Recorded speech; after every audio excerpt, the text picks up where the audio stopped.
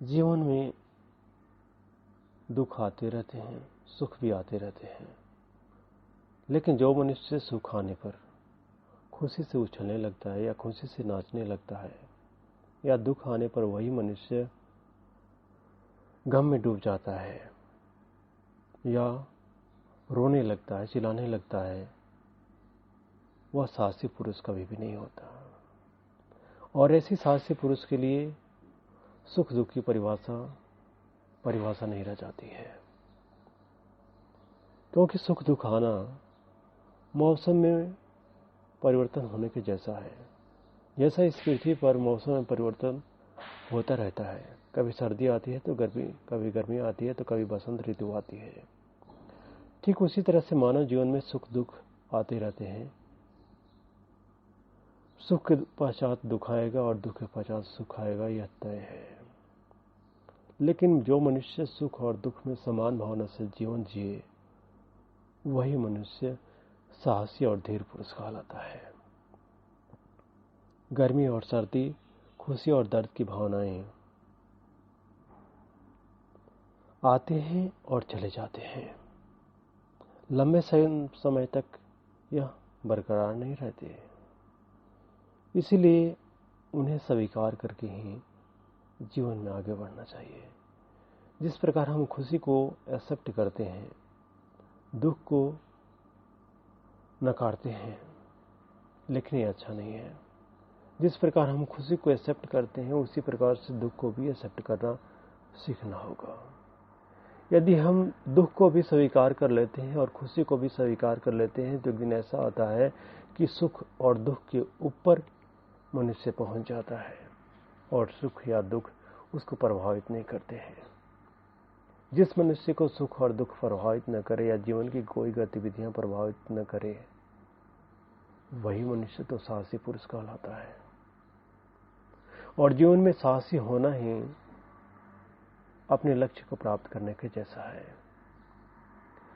हम किस उद्देश्य से आए हैं यहाँ इस पृथ्वी पर, यह हम सभी को जान ही लेना चाहिए। मनुष्य का अंतिम लक्ष्य क्या होना चाहिए, यह भी उसे पता होना चाहिए, क्योंकि यह मनुष्य जीवन ऐसा है कि बहुत ही मुश्किलों का सफर होता है। न जाने कितने जन्म बीत जाते हैं तब यह मनुष्य जन्म मिलता है। लेकिन इस मनुष्य जन्म को यूं ही व्यर्थ गंवा देना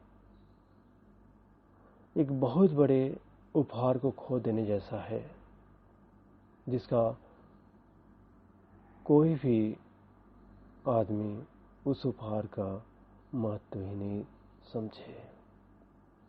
इसीलिए इस मनुष्य जीवन को यूं गंवा देना अच्छा नहीं होगा।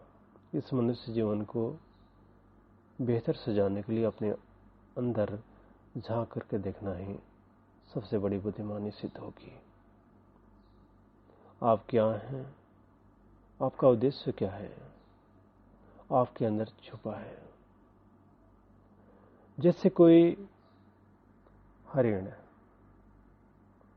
अपनी कस्तूरी की सुगंध पाने के लिए वह दर दर दौड़ता रहता है, लेकिन उसे ये नहीं पता होता है कि कस्तूरी उसके भीतर ही छुपी पड़ी है, उसके माध्यम से उसको खुशबू उसको प्रभावित कर रही है, लेकिन उसको पता नहीं होता है। वो उस खुशबू को पाने के लिए दर दर भटकता रहता है, दौड़ता रहता है। इसी तरह से मनुष्य के अंदर भी उसके सुख का रहस्य भी, उसके आने का रहस्य भी उसके अंदर छुपा पड़ा है। उसको जानना ही एक मनुष्य के लिए बेहतर होगा, जो अपने आने के उद्देश्य को पता लगाए। यदि हर मनुष्य अपने आने के उद्देश्य को पता लगा लेता है, तो वह उस मंजिल पर पहुंच जाएगा जिस मंजिल पर वह जाने के लिए आया है। भगवान श्री कृष्ण कहते हैं गीता में कि हजारों लोगों में से कोई एक ही पूर्ण रूप से कोशिश और प्रयास कर सकता है, और जो पूर्णतः पाने में सफल हो जाता है, मुश्किल से उनमें से कोई एक ही सच्चे मन से मुझे जानता भी है। यानी कि हजारों में से कोई एक कोशिश करता है, और कोशिश करने वाले उन हजारों में से कोई एक मुझे जान पाता है, और उन हजारों में से जानने वाला कोई एक मुझे सच्चे दिल से जान सकता है। इसलिए सच्चे मन के व्यक्ति ही परमात्मा को सही रूप से जान सकते हैं, पहचान सकते हैं और अपने उद्देश्य को पहचान करके अपने जीवन पथ पर आगे बढ़ सकते हैं। अपने आने के मकसद को केवल दो ही तरीकों से पाया जा सकता है। एक तो आप परमात्मा को पूर्ण रूप से समर्पित हो जाएं, प्रकृति को पूर्ण रूप से समर्पित हो जाएं, और नहीं तो दूसरा तरीका यह है कि अपने कर्म के प्रति पूर्ण रूप से समर्पित हो जाएं। जिस प्रकार एक पेड़ से गिरा हुआ सूखा पत्ता का लक्ष्य होता है पृथ्वी के ऊपर सेटल होना, धरती के ऊपर सेटल होना, और वह कभी हवा के चलने के कारण कभी इधर जाता है तो कभी उधर जाता है। पूरब से हवा आती है तो पश्चिम को लेकर जाती है, पश्चिम से हवा आती है तो पूरब को लेकर जाती है। वह हवा में इधर उधर डोलते हुए अपने गंतव्य स्थान धरती पर पहुंच ही जाता है, और धरती पर पहुंच करके अपने स्थान सेटल कर ही लेता है।